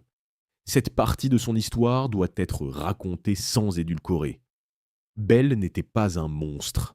Les témoignages de ses élèves sourds révèlent un homme sincèrement dévoué à leur bien-être, sincèrement convaincu que sa méthode était la bonne. Mais sincérité et justesse ne sont pas la même chose. Et son opposition à la langue des signes fit des dommages réels qui méritent d'être nommés. La communauté sourde s'en souvient. Et c'est juste qu'elle s'en souvienne. Mais il y a aussi Helen Keller. En 1887, Alexander Graham Bell reçut la visite d'un couple venu du Sud américain, les Keller d'Alabama. Ils avaient une petite fille de 6 ans, Helen, qui avait perdu la vue, et Louis à 19 mois à la suite d'une maladie, probablement une méningite. Hélène était prisonnière dans un monde sans lumière et sans son, coupée de toute communication avec les êtres humains qui l'entouraient. Elle s'exprimait par des cris, des accès de rage, des gestes désespérés que personne ne comprenait. Les parents d'Hélène avaient tout essayé. Ils étaient épuisés, désemparés, au bord du désespoir. Quelqu'un leur dit d'aller voir Alexander Graham Bell. Bell passa une journée entière avec la petite Hélène. Il ne put pas grand-chose directement.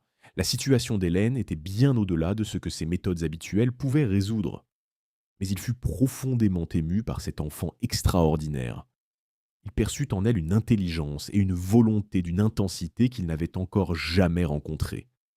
Il dirigea les Keller vers une institution spécialisée et recommanda qu'on leur envoie Anne Sullivan, une jeune éducatrice qu'il connaissait.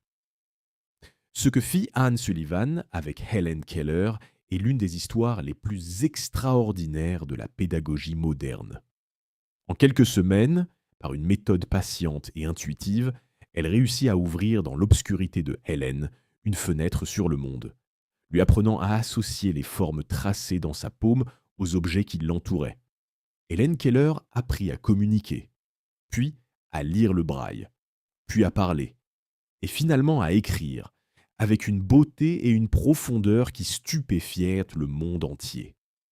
Helen Keller chérit Alexander Graham Bell toute sa vie.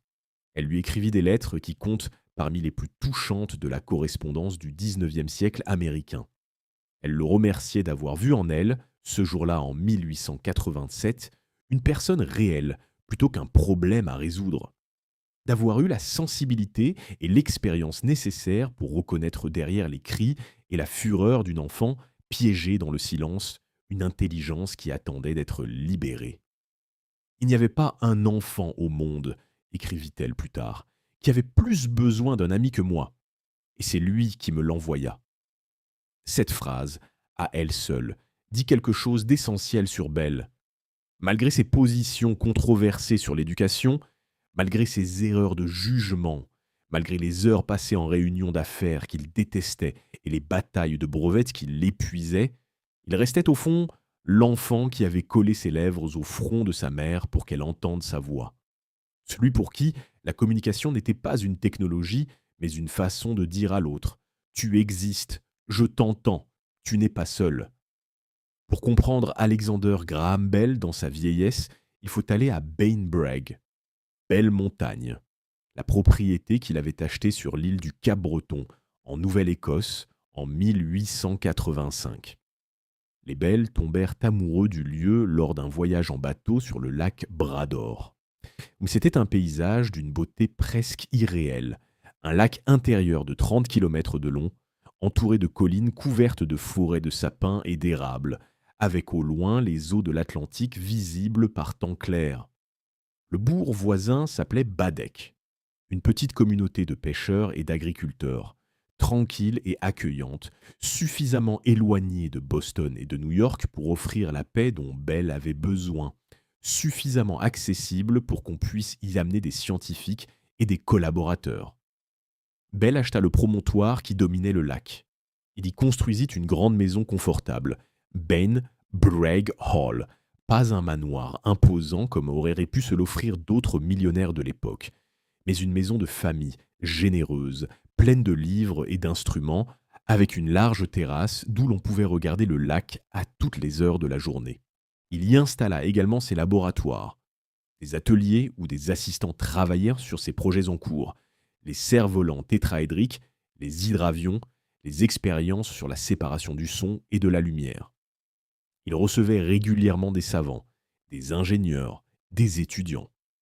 Bainbridge devint une sorte d'académie informelle, un lieu où les idées circulaient librement, où les expériences étaient la monnaie courante, où personne ne se moquait d'une hypothèse aussi extravagante soit-elle, tant qu'elle était honnêtement testée.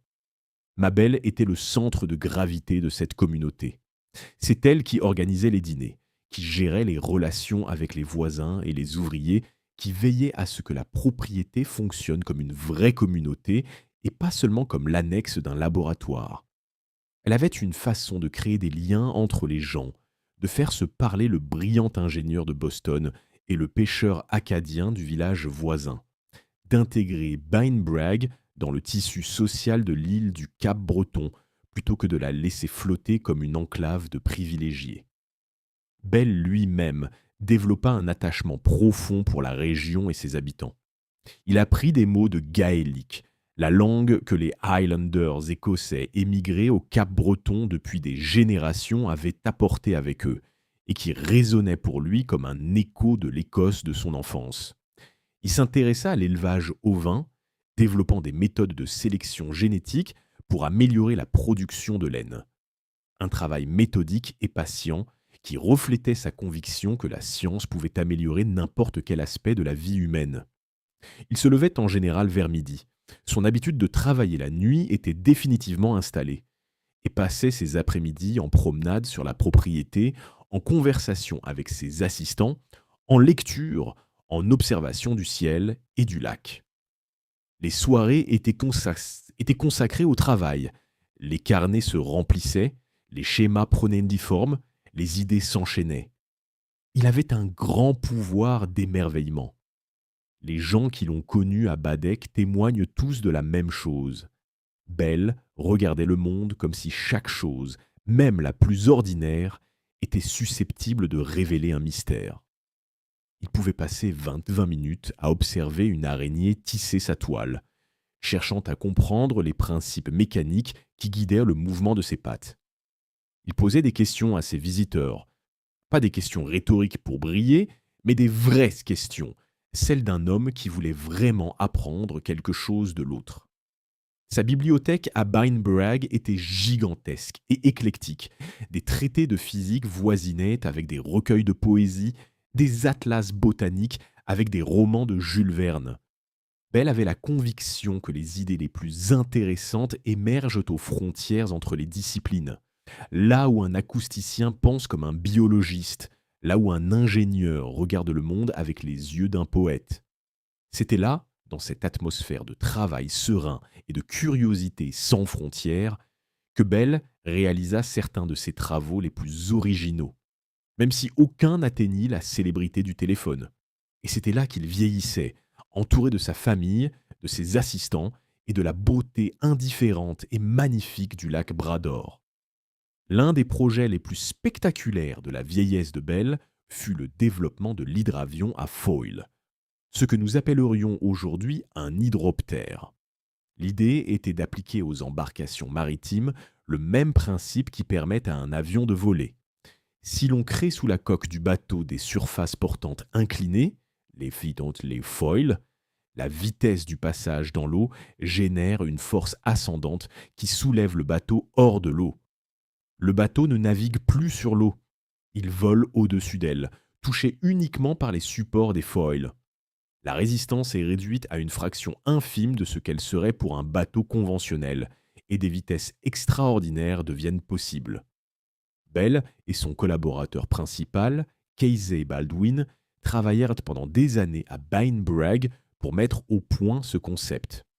Ils construisirent une série de prototypes, dont le dernier, le HD4, pour Hydrodrome D version 4, atteignit en 1919 la vitesse de 114 km à l'heure sur les eaux du lac Brador. 114 km à l'heure sur l'eau en 1919. C'était un record mondial qui ne fut battu que plusieurs décennies plus tard. Bell avait 72 ans. Cette performance est à elle seule remarquable. Mais ce qui est peut-être encore plus frappant, c'est l'énergie qu'un homme de cet âge était capable de consacrer à un projet expérimental aussi ambitieux, en partant de zéro, dans un atelier au bord d'un lac canadien, avec une petite équipe et des ressources limitées. Bell n'inventait pas pour la gloire ou pour l'argent. Il n'avait besoin ni de l'un ni de l'autre depuis longtemps. Il inventait parce que l'inventivité était sa façon d'être au monde. Parce qu'il lui était impossible de regarder une surface d'eau sans se demander comment on pouvait naviguer plus vite dessus. Impossible de regarder un ciel sans calculer mentalement comment s'y tenir plus longtemps. Impossible de regarder une personne humaine sans chercher comment améliorer ses conditions de vie. C'était son tempérament. C'était son destin. Et à 72 ans, il n'en avait pas perdu une once. Bell vécut assez longtemps pour voir le monde qu'il avait contribué à créer se transformer de façon qu'il n'aurait pas pu prévoir. Il vit le réseau téléphonique envahir les États-Unis, puis le monde entier. Des millions de fils, des millions d'abonnés, un tissu de communication qui couvrait les continents. La Bell Telephone Company était devenue AT&T, l'une des plus grandes entreprises du monde dont la valeur dépassait l'entendement. Bell lui-même, qui avait donné presque toutes ses actions à Mabel le jour de leur mariage, avait conservé assez de participation pour être confortablement riche, mais il laissait à d'autres le soin de gérer l'empire commercial que son invention avait engendré. Il vit la Première Guerre mondiale ravager l'Europe, ce conflit industriel et barbare où les technologies de communication qu'il avait contribué à développer servaient aussi bien à coordonner les bombardements qu'à informer les familles de la mort de leur fils. Bell regardait cette guerre avec une tristesse profonde. Il avait cru que la communication faciliterait la compréhension entre les peuples. Il découvrait qu'elle pouvait aussi faciliter la destruction. Il vit l'aviation passer du stade expérimental à celui d'industrie. Les avions qu'il avait imaginés dans ses cahiers de calcul devenaient des machines de guerre, puis des engins de transport commercial. Le Silver Dart de 1909 avait annoncé un monde dans lequel, 10 ans plus tard, des pilotes traversèrent l'Atlantique. Il observait tout cela depuis Bainbrag, avec une sérénité que ses collaborateurs trouvaient parfois déconcertante. Il ne semblait pas affecté par la vieillesse de la façon dont la plupart des gens le sont, par le regret, par la nostalgie, par la peur de la fin. Il semblait simplement curieux de voir ce qui allait arriver encore. Ses carnets, jusqu'au dernier mois de sa vie, étaient remplis de nouvelles idées, de nouveaux schémas, de nouvelles questions. L'un de ses derniers projets expérimentaux concernait la production de sel à partir de l'eau de mer par évaporation solaire contrôlée. Une façon d'utiliser l'énergie naturelle pour répondre aux besoins humains, qui préfigurait les préoccupations énergétiques du XXe siècle. Mabel vieillissait avec lui.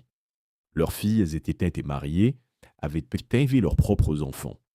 Les petits-enfants courèrent dans les couloirs de Bainbrag, faisaient toute sorte du bruit que Bell acceptait avec une patience que ses proches trouvaient touchante chez un homme qui avait si souvent réclamé le silence pour travailler.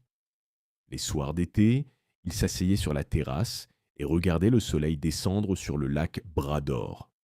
Ces couchers de soleil canadiens avaient quelque chose de particulier. La lumière y durait longtemps, s'attardant dans des nuances d'orange et de rose qui semblaient refuser de céder à l'obscurité. Et Bell les regardait comme il avait regardé toutes les choses de ce monde, avec une attention pleine, sans hâte, cherchant dans chaque instant quelque chose à comprendre, quelque chose à apprendre, quelque chose à garder. Alexander Graham Bell mourut le 2 août 1922 à Bainbrag, entouré de Mabel et de ses filles. Il avait 75 ans.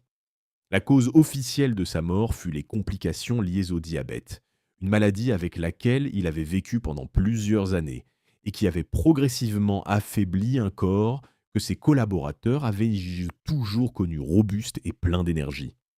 Mabel, à son chevet, tenait sa main quand il perdit conscience.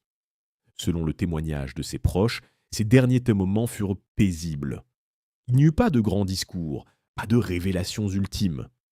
Juste un homme qui s'endormait, dans la maison qu'il avait construite, dans le paysage qu'il avait choisi, avec à ses côtés la femme qu'il avait aimée pendant 45 ans. Mabel lui dit qu'elle l'aimait. Il essaya de répondre, et puis il ferma les yeux. Le lendemain de sa mort, toutes les lignes téléphoniques des États-Unis et du Canada furent coupées pendant 1 minute. Des millions d'appareils, silencieux. Un réseau entier, celui qu'il avait rendu possible, retenant son souffle pour honorer celui qu'il avait créé. C'était le plus extraordinaire des hommages, et en même temps le plus juste. Car Bell n'avait pas voulu être célébré. Il avait voulu être entendu. Et ce silence collectif disait mieux que n'importe quel discours ce qu'était sa vie. La transformation du silence en communication. Mabel lui survécut 5 mois. Elle mourut en janvier 1923, à Bainbrag également. Certains dirent juste que son cœur ne s'était jamais remis de l'absence de Graham, qu'elle avait tenu jusqu'à être sûre que tout était en ordre, que les enfants étaient bien, c'était bien, que la propriété était en sécurité, que la mémoire de son mari serait honorée. Et puis, elle était partie rejoindre l'homme avec qui elle avait traversé une vie entière. Ils sont enterrés ensemble, au sommet de la colline de Bainbrag, là où l'on voit le lac dans toutes les directions. Là où Belle aimait s'asseoir pour réfléchir, les jours de beau temps. Que reste-t-il d'Alexander Graham Bell aujourd'hui? La réponse évidente, c'est le téléphone. Et à travers lui, toute l'infrastructure des télécommunications modernes, depuis le réseau téléphonique jusqu'à l'Internet, depuis les câbles sous-marins jusqu'aux satellites de communication. Sans le brevet de Bell, sans la Bell Telephone Company, sans AT et T, l'architecture du monde connecté dans lequel nous vivons aurait pris une forme différente. Peut-être pas fondamentalement différente, car les forces technologiques et économiques auraient de toute façon conduit à la communication à distance. Mais différente quand même, dans ses détails, dans son calendrier, dans ses acteurs. La réponse moins évidente concerne ce que Bell nous dit sur la façon d'inventer. Il n'était pas un spécialiste. Il n'avait pas de diplôme d'ingénieur. Il n'était pas physicien ni électricien. Il était un homme de la voix humaine, un professeur, un fils, un mari, qui avait apporté à un problème technique une sensibilité que les techniciens purs n'auraient pas pu avoir.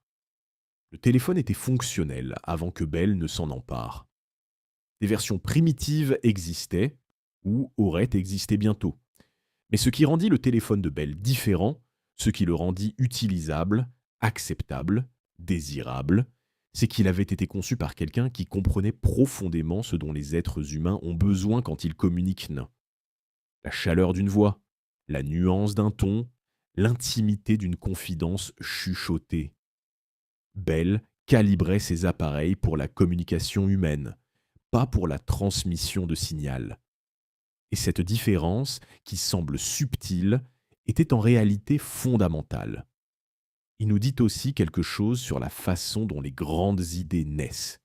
Pas dans des laboratoires stériles, coupés du monde réel, mais au contact de la vie, au contact d'une mère qui perd l'ouïe, d'un frère qui meurt trop jeune, d'une jeune femme sourde qui refuse d'être définie par son handicap. Les meilleures inventions ne viennent pas de problèmes théoriques. Elles viennent de douleurs réelles, d'amour réel, de pertes réelles.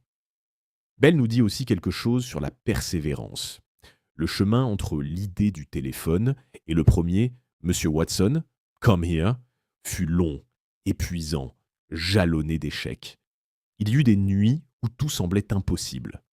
Des investisseurs impatients, des concurrents redoutables, des avocats hostiles. Bell continua parce qu'il avait une conviction qui allait au-delà de l'intérêt commercial ou de l'ambition personnelle. Il continua parce qu'il avait fait une promesse. Et il nous dit quelque chose, sur l'imperfection des grands hommes. Bell n'était pas un saint. Ses positions sur la langue des signes causèrent des dommages réels à des personnes réelles. Ses idées eugénistes appartiennent à la pensée la plus sombre de son époque. Il fut parfois un père absent, un mari distrait, un homme si absorbé par ses idées qu'il oubliait le monde ordinaire qui l'entourait. L'honnêteté intellectuelle impose de ne pas l'occulter, et en même temps de ne pas laisser ses erreurs effacer l'essentiel. L'essentiel, c'est un enfant d'Édimbourg qui posait ses lèvres sur le front de sa mère pour qu'elle entende sa voix, et qui passa toute sa vie à trouver d'autres façons de faire la même chose, de traverser les murs qui séparent les gens, de donner de la voix à ceux qui n'en ont pas, de dire à ceux qui sont seuls dans le silence qu'ils ne sont pas oubliés. C'est cette histoire-là que porte le téléphone.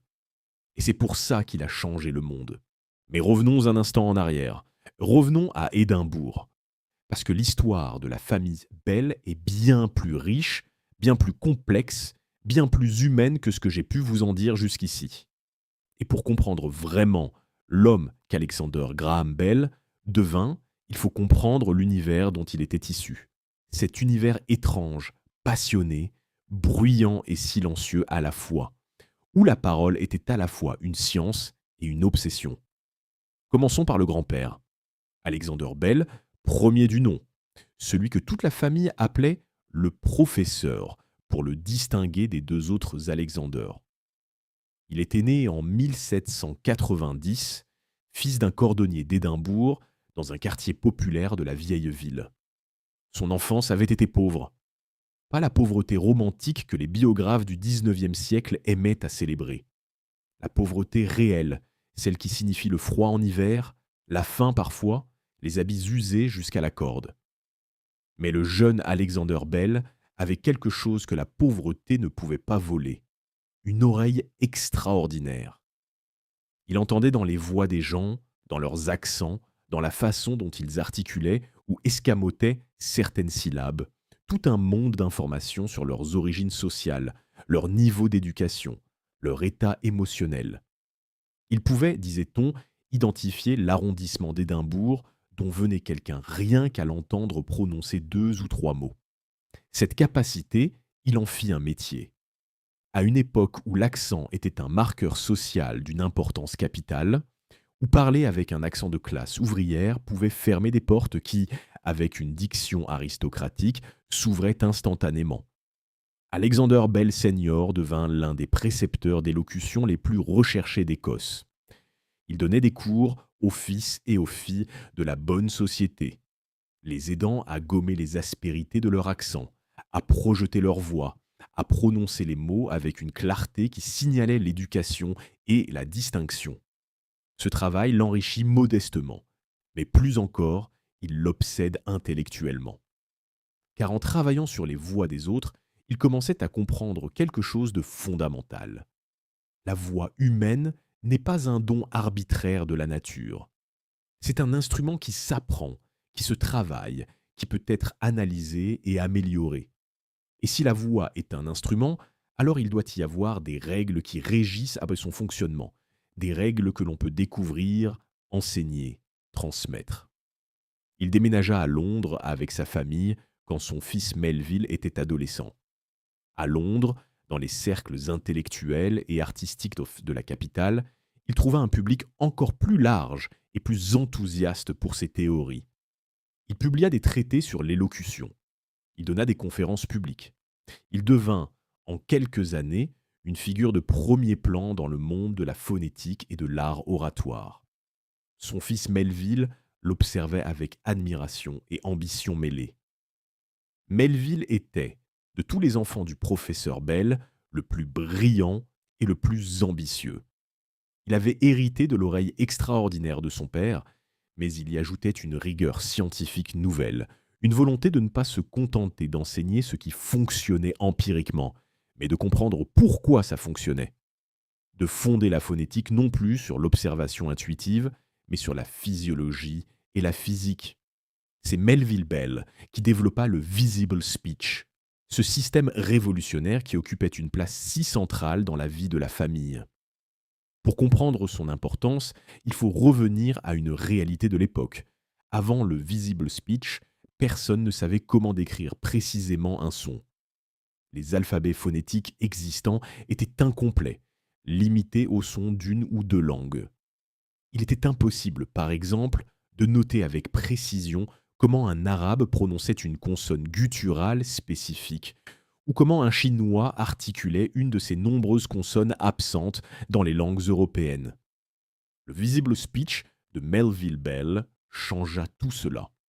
Son système utilisait des symboles géométriques dont chaque élément représentait une position précise de l'appareil phonatoire.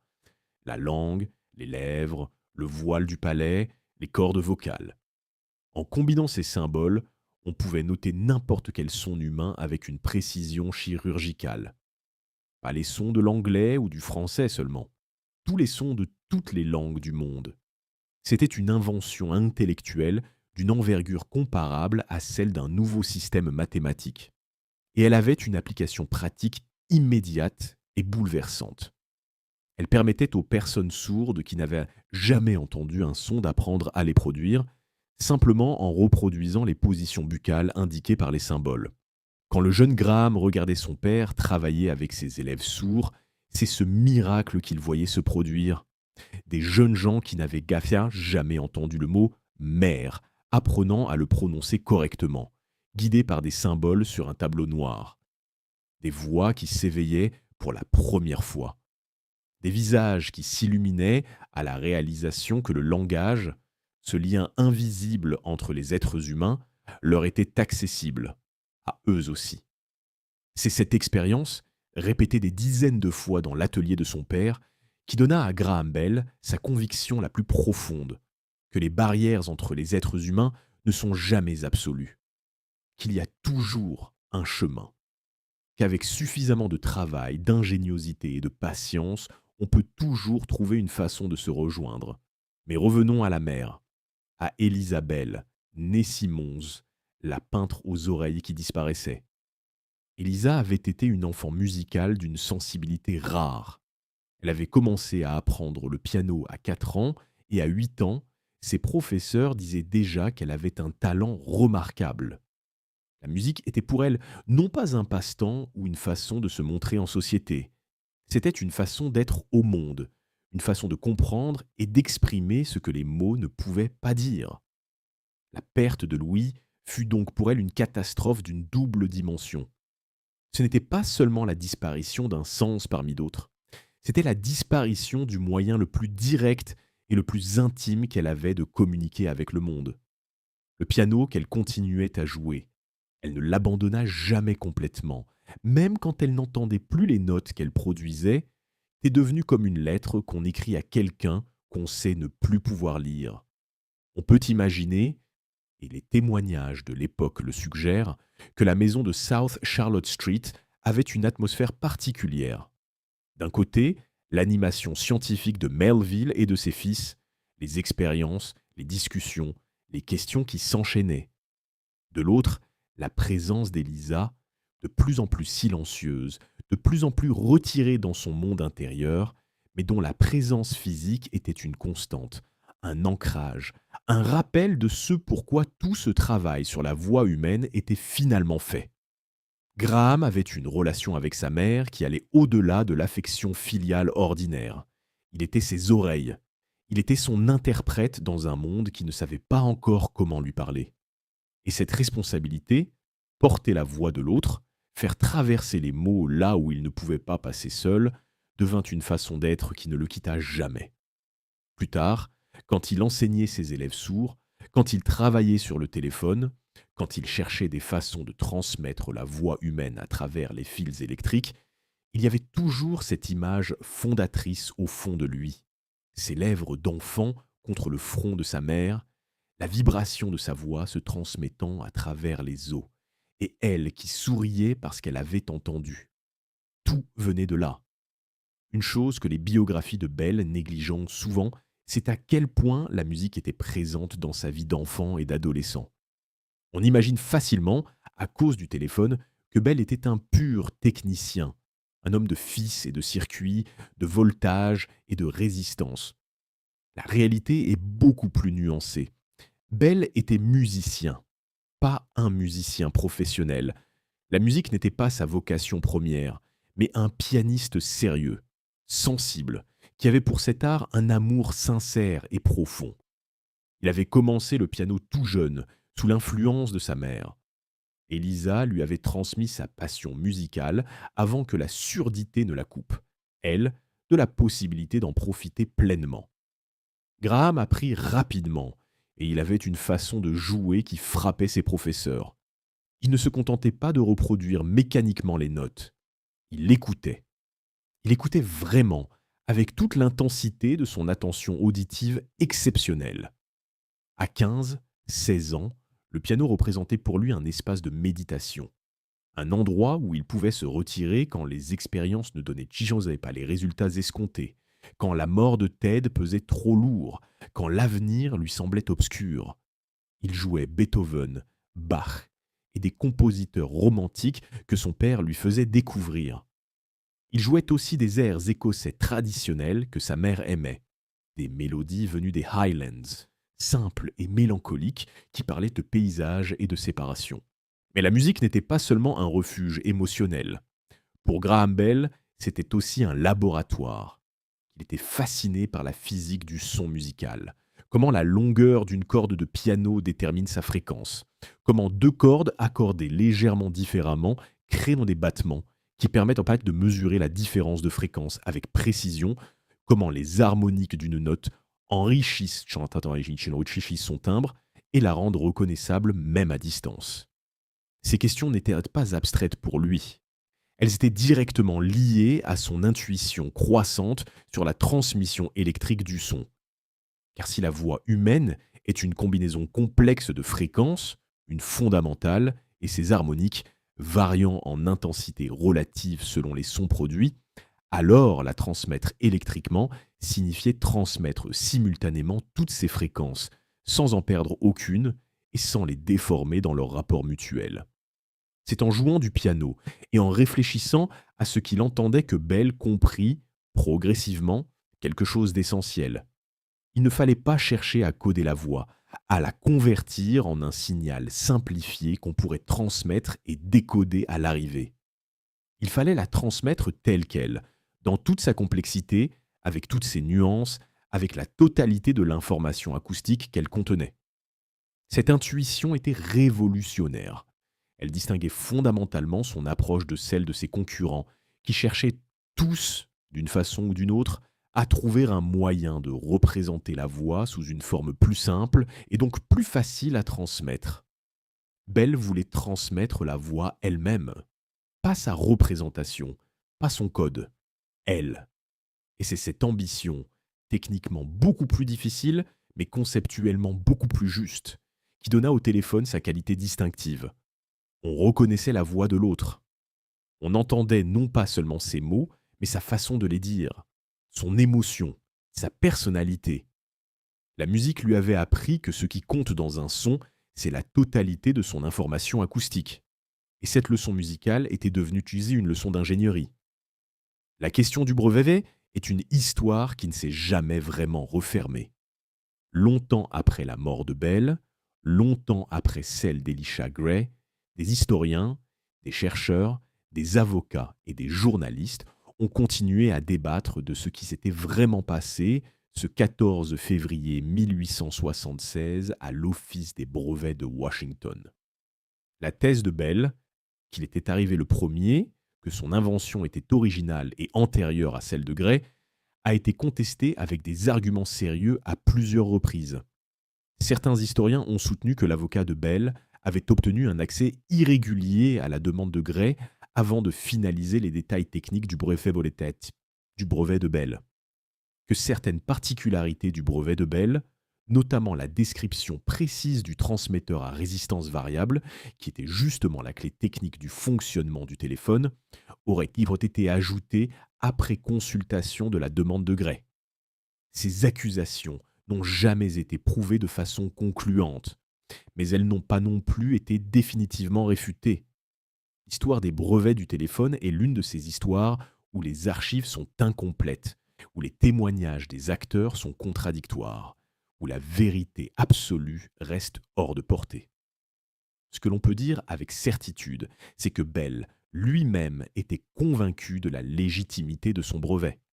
Il avait travaillé sur le concept de téléphone depuis au moins 1872, 4 ans avant le brevet.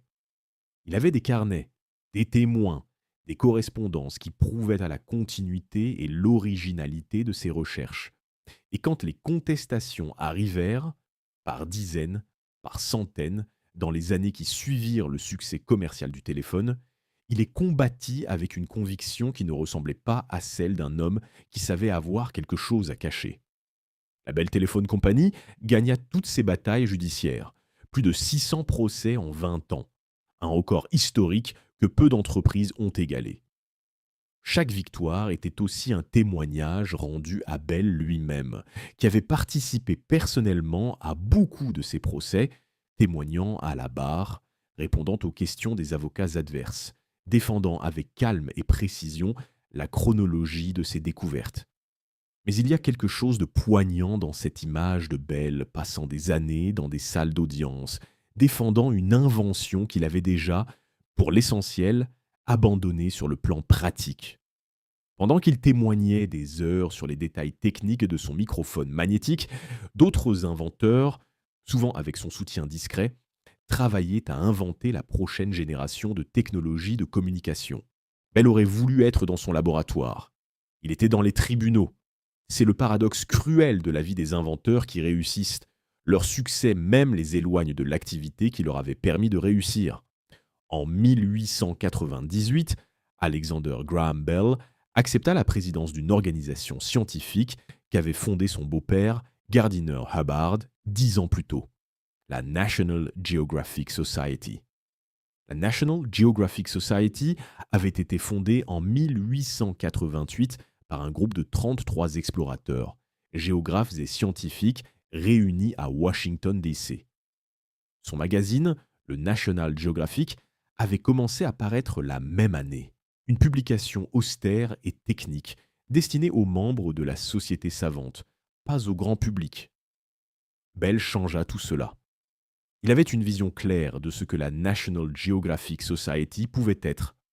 Non pas un club fermé pour professionnels de la géographie, mais une organisation populaire destinée à rendre les merveilles du monde accessibles à tous les citoyens.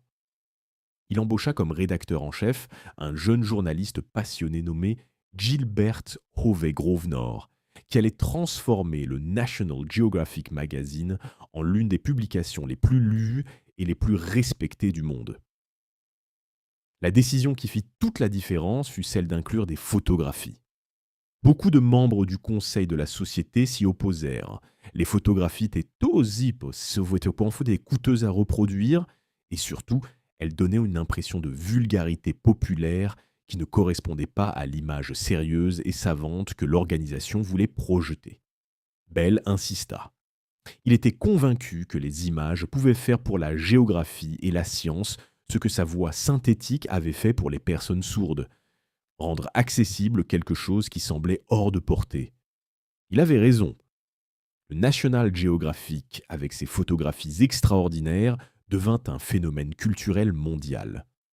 Des générations d'enfants grandirent avec ces pages colorées, découvrant les déserts de l'Arabie, les jungles du Bornéo, les glaciers de l'Antarctique, les visages des peuples du monde.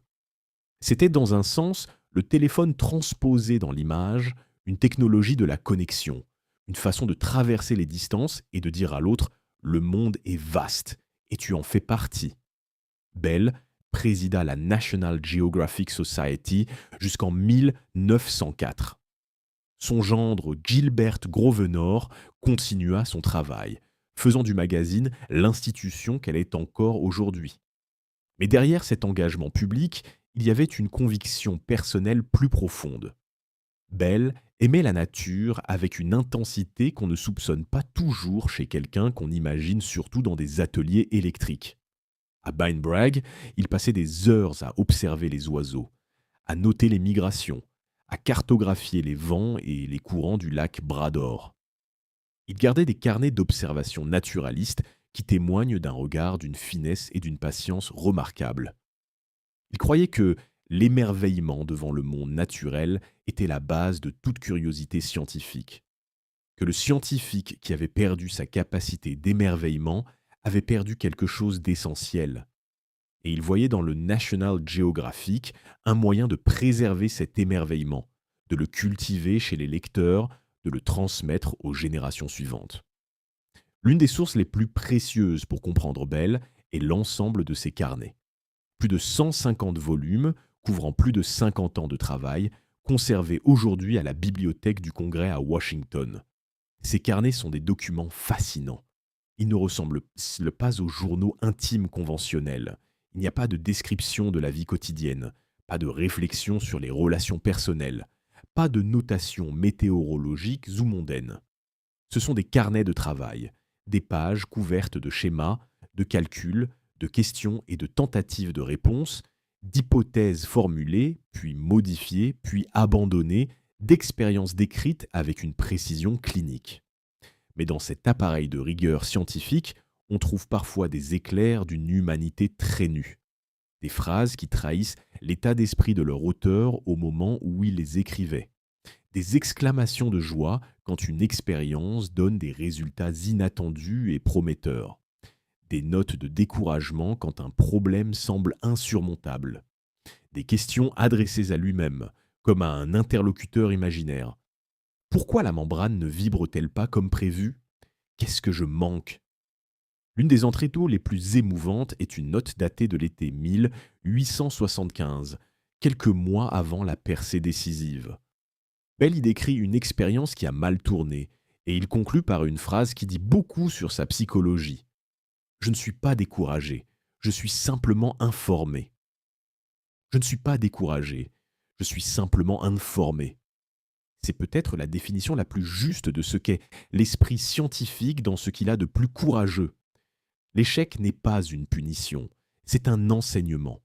Chaque expérience qui ne donne pas le résultat escompté dit quelque chose d'utile sur la façon dont le monde fonctionne. Et quelqu'un qui comprend cela ne peut jamais vraiment échouer. Il ne peut qu'apprendre. Bell avait intégré cette philosophie au niveau le plus profond, et il la transmettait, consciemment ou non, à tous ceux qui travaillaient avec lui. Thomas Watson le dit dans ses mémoires. L'une des choses les plus importantes qu'il avait apprises de Bell n'était pas une technique électrique ou une procédure expérimentale. C'était une attitude face à l'échec. Une façon de recommencer sans se décourager, parce que chaque tentative infructueuse réduisait l'espace des possibilités et rapprochait de la solution. Il y a dans ces carnets une autre chose remarquable, la diversité extraordinaire des sujets auxquels Bell s'intéressait simultanément. Sur les mêmes pages, on trouve des calculs sur les fréquences de transmission électrique et des observations sur les migrations des oiseaux migrateurs, des schémas de microphones voisines avec des réflexions sur les méthodes pédagogiques les plus efficaces pour les enfants sourds, des notes sur la résistance des matériaux utilisés dans la construction de cerfs-volants côtoient des pensées sur l'élevage ovin et la sélection des races. Bell n'avait pas une curiosité de spécialiste. Il avait une curiosité universelle, le genre de curiosité qui ne reconnaît pas de frontières entre les disciplines, qui voit dans chaque phénomène une occasion d'apprendre quelque chose d'utile pour n'importe quel autre domaine. C'est cette curiosité universelle qui lui permit de faire des connexions que personne d'autre ne voyait. La façon dont les oiseaux ajustent leurs ailes en vol lui suggérait des principes aérodynamiques applicables à ces cerfs-volants. La façon dont les cordes vocales produisent d'officier différentes hauteurs de son lui suggérait des principes mécaniques applicables à la conception de microphones. La façon dont sa mère percevait les vibrations à travers ses os lui suggérait des principes de transmission du son applicables à la conception de prothèses auditives. Tout se connectait, dans son esprit, à tout le reste. Parce qu'il regardait le monde non pas comme une collection de domaines séparés, mais comme un système unique, cohérent, dont toutes les parties s'éclairaient mutuellement. Quand Bell mourut en août 1922, le monde dans lequel il s'éteignit était fondamentalement différent de celui dans lequel il était né 75 ans plus tôt. Et une grande partie de cette différence était son œuvre, directement ou indirectement. En 1847, quand Alexander Bell naquit à Édimbourg, le moyen de communication à longue distance le plus rapide était le courrier postal. Quelques jours pour acheminer une lettre d'une ville à une autre. Le télégraphe existait à peine, et ses usages pratiques étaient encore très limités. La voix humaine ne pouvait voyager qu'aussi loin que les poumons de celui qui parlait, et pas plus loin. En 1922, quand il mourut, on pouvait parler en temps réel avec quelqu'un à l'autre bout de l'Atlantique. Les émissions de radio commençaient à diffuser la voix humaine à des millions d'auditeurs simultanément. Les premiers films parlants étaient en cours de développement. L'aviation commerciale balbutiait. Dans quelques années, les passagers traverseraient les continents en avion. Toutes ces transformations n'étaient pas son œuvre exclusive. D'autres inventeurs, d'autres ingénieurs, d'autres entrepreneurs avaient construit sur ces fondations et les avaient dépassées. Mais sans lui, Sans ce premier fil tendu à travers lequel une voix avait voyagé le soir du 10 mars 1876, rien de tout cela n'aurait peut-être pris la forme qu'il a prise.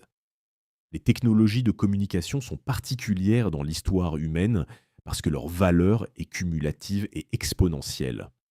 Un seul téléphone ne sert à rien. Deux téléphones ont une valeur minimale. Mais 1 million de téléphones connectés les uns aux autres crée certes quelque chose d'entièrement nouveau. Un réseau de communication dont la valeur dépasse de loin la somme de ses parties. Bell avait compris cela très tôt. Il avait compris que ce qu'il créait n'était pas un appareil, mais une infrastructure. Pas un outil, mais un langage. Un nouveau type de langage dans lequel les voix humaines pouvaient voyager, se trouver, se répondre par-delà les distances et les frontières. Et ce langage, 150 ans après sa naissance, nous l'utilisons encore chaque jour. Dans des formes qu'il n'aurait peut-être pas reconnues, nos téléphones portables n'ont physiquement presque rien en commun avec le boîtier de bois et de fil de cuivre qu'il construisit dans son atelier de Boston. Mais le principe fondamental est le même. Convertir la voix humaine en signal, transmettre ce signal à distance, le reconvertir en voix à l'arrivée. C'est son héritage. Et c'est au fond la même chose que de coller ses lèvres au front de sa mère pour qu'elle entende sa voix. Il y a une dernière chose que je voudrais vous dire. En 2013, les archives nationales américaines ont annoncé quelque chose d'extraordinaire. Des ingénieurs du son avaient réussi à restaurer et à jouer pour la première fois une conversation enregistrée sur un disque de cire datant de 1885, l'une des plus anciennes enregistrements audio de l'histoire. Sur ce disque, une voix. La voix d'un homme qui dit, en anglais, Hear my voice, Alexander Graham Bell. Écoutez ma voix, Alexander Graham Bell. C'est tout. Quelques mots. Une fraction de seconde dans une vie de 75 ans. Mais ces quelques mots enregistrés sur un disque de cire il y a près de 140 ans nous permettent aujourd'hui d'entendre la voix réelle de l'homme qui donna au monde la possibilité d'entendre des voix à travers le temps et l'espace. Il y a quelque chose d'à la fois profond et légèrement vertigineux dans cette symétrie. L'homme qui voulait traverser les barrières de la communication, qui avait collé ses lèvres au front de sa mère pour qu'elle entende ses mots, qui avait fait traverser une voix d'une pièce à l'autre le soir du 10 mars 1876. Cet homme nous parle encore, de là où il est, à travers le temps. Écoutez ma voix. Il avait fait cette promesse à sa mère, à Ted, à tous ceux que le silence menaçait d'engloutir. Et d'une certaine façon, il la tient encore. Alexander Graham Bell, né à Édimbourg le 3 mars 1847, mort à Bainbridge le 2 août 1922. Inventeur, enseignant, amoureux, fils, mari, père. L'homme qui ne voulait pas que les gens soient seuls,